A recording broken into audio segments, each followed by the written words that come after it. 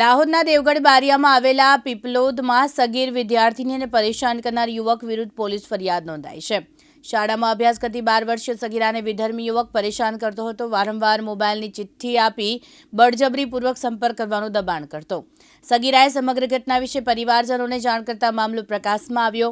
સગીરાના પિતાએ વિધર્મી યુવક વિરુદ્ધ પીપલોદ પોલીસ મથકે ફરિયાદ નોંધાવી છે। ઘટનાની જાણ હિન્દુ સંગઠનના કાર્યકર્તાઓને થતા પીપલોદ મથકે દોડી આવ્યા। હિન્દુ સંગઠનોએ સમગ્ર મામલે કડક કાર્યવાહી કરવા પોલીસને અપીલ કરી છે। પોલીસે સમગ્ર મામલે ફરિયાદ કરી વધુ તપાસ હાથ ધરી છે।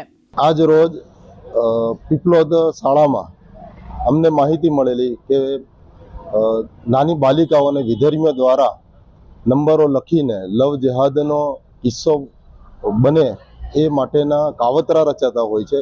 તે બાબતે આમાં દાહોદ જિલ્લાના તમામ હિન્દુ સંગઠનો ભેગા થઈ શાળામાં આવી અને ત્યારબાદ પોલીસ સ્ટેશનમાં રૂબરૂ સાહેબને જાણ કરી આ બાબતે યોગ્ય તપાસ કરવા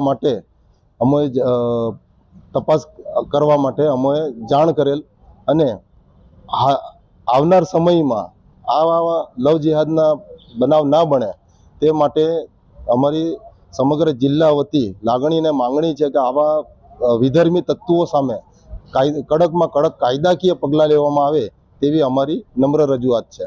આજ રોજ પીપલોદ મુકામે પ્રાઇમરી શાળામાં ભણતી કુંવળી બાળાઓ જોડે લવ જેહાદનું એક રેકેટ ધ્યાનમાં આવ્યું છે। એના અનુસંધાનમાં પીપલોદના હિન્દુ સમાજના આગેવાનો પોલીસ સ્ટેશને જોરદાર રજૂઆત કરવાયા છે અને આની અમે પીપલોદ પીએસઆઈ શ્રીએ બી તાત્કાલિક પગલાં લેવાની બાહેધરી આપી છે।